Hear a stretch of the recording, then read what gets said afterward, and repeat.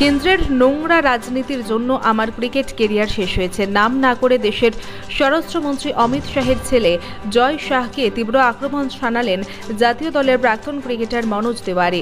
তৃণমূলের প্রার্থী তারকা ক্রিকেটার কীর্তি আজাদ।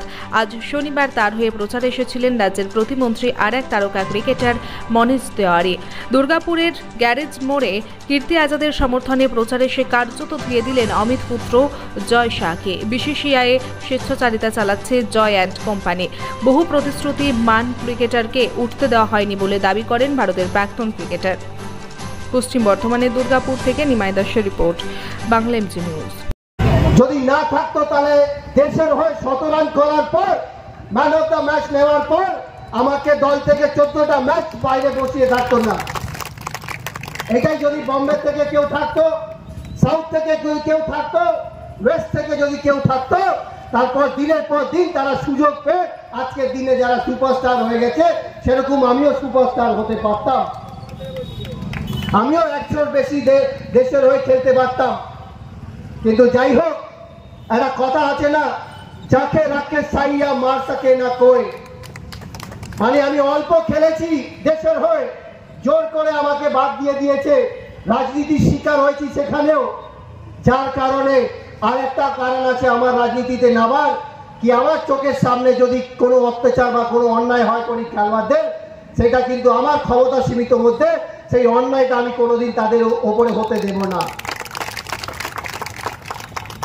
ছোটবেলা থেকে যারা জানেন না তোমাদেরকে বলতে চাই, 19 বছরে যখন আমাদের ইন্ডিয়ার হয়ে আমি নেতৃত্ব করি, তখন আমার আন্ডারে রোহিত শর্মা থেকে শুরু করে, শিখা ধাওয়ান থেকে শুরু করে, আম্বাতি রাইডু থেকে শুরু করে, চাওলা থেকে শুরু করে, এখন ওই হ্যারি সান্ধু বলে একটা গায়ক আছে, আপনারা শোনেন গানগুলো, ও দলে ছিল তখন তাদেরকে নেতৃত্ব করেছিলাম। সেখান থেকে অনেক দূর যাওয়ার কথা ছিল, কিন্তু এই বঞ্চিত শিকার বারবার বাংলার ছেলেগুলো হয়, ছেলে মেয়েগুলো হয়, সেটা কারণ হচ্ছে কেন্দ্র। এখন হয়তো অনেকজন ভাববেন এই মনোজ তিওয়ারি কেন খেলার কথা বলছেন এইখানে রাজনীতির মঞ্চ থেকে। কেন বলবো না বলুন তো? আজকের দিনে বিসিসিআইতে যিনি বিসিসিআইটাকে চালাচ্ছে, ভারতের ক্রিকেটটাকে চালাচ্ছে, কোন ছেলেটা চালাচ্ছে বলুন তো? কার ছেলে চালাচ্ছে? কার ছেলে চালাচ্ছে? আমরা আমাদের রাজ্যতে মাননীয় মুখ্যমন্ত্রী আমাদের প্রিয় দাদা অভিষেক বন্দ্যোপাধ্যায় আজ পর্যন্ত আমাদের সিএবিতে, আমাদের খেলাধুলোতে কোনো রাজনীতি ঢোকায়নি। কিন্তু অন্য রাজ্যতে যেখানে যেখানে বিজেপি সরকারের শাসন আছে, সেখানে আপনারা খুঁজে বার করে নিন, আপনারা ইন্টারনেটে দেখবেন সবকটা বিজেপি সরকারের লোকেরা তারা ওই অ্যাসোসিয়েশনে গিয়ে বসে আছে আর নোংরা রাজনীতি করে অনেক প্রতিভা ছেলেদেরকে আটকে রেখে দিয়েছে। আপনারা দেখেছেন গোয়ার যিনি রাজ্যপাল ছিলেন সত্যপাল মল্লিক, তিনি সত্যি কথা বলেছিলেন, তাদেরকে বিজেপির লোকেরাই এনেছিল রাজ্যপাল করে। উনি সত্যি কথা বলেছেন তাদের বিরুদ্ধে, তাদের মুখ্যমন্ত্রীর বিরুদ্ধে, কি অনেক রকমের ইলিগাল কাজ হচ্ছে, দুর্নীতি হচ্ছে। তো ওকে বলা হয়েছে ফোনে কি তুমি নিজের কাজ করো, নিজের মুখটাকে চুপ করে রাখো, কিছু তোমাকে বলতে হবে না। সত্যি কথা বলতে তার ফলটা কি পেল?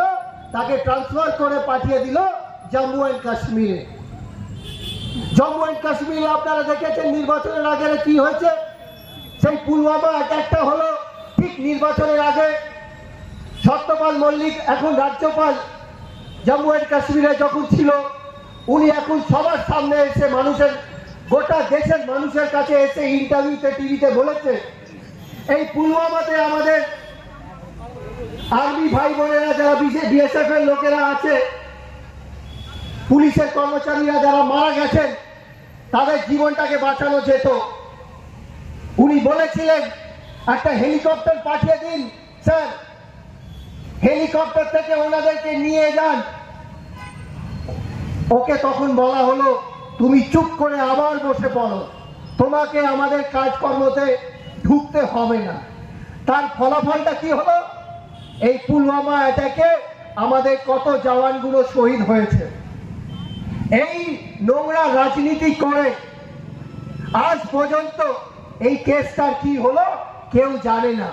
কেন? সত্যি কথা কি আছে এটা বেরোতে দিচ্ছে না তারা। কেন? তাদের কাছে শুধুমাত্র হিন্দু মুসলিম মধ্যে লড়াই, ভেদ বিভেদ করিয়ে দাও, ইন্ডিয়া পাকিস্তানের মধ্যে লড়াই করিয়ে দাও, রাম মন্দির নিয়ে মসজিদ নিয়ে শুধু লড়াই করিয়ে দাও। আর যখনই দেখবে নির্বাচন আসবে তখন হয়তো আমাদের জওয়ানের ওপরে অ্যাটাক হচ্ছে বা রাম টেম্পল হচ্ছে বা অন্য অন্য কিছু হচ্ছে। পাকিস্তানে গিয়ে নাকি অ্যাটাক করেছে, পিওসিতে গিয়ে নাকি অ্যাটাক করেছে। এখন গোটা দেশ কিন্তু তাদের কথাই চলছে। কিভাবে চলছে? 90% আপনারা দেখেছেন সাংবাদিক যারা হয়, মিডিয়ারা, তারা কিন্তু বিক্রি হয়ে গেছে। সকাল থেকে বিকাল অবধি শুধু প্রধানমন্ত্রী প্রধানমন্ত্রী প্রধানমন্ত্রী প্রধানমন্ত্রী করে চলেছে। কেউ একটা প্রশ্ন করতে চাইছে না। আমরা ছোটবেলা থেকে শিখে এসেছি প্রধানমন্ত্রীর চেয়ারে যিনি বসেন, ওই প্রধানমন্ত্রীর চেয়ারটাকে আমরা সকলেই ছোটবেলা থেকে শিখে এসেছি, ওই চেয়ারটাকে সম্মান দিতে হবে।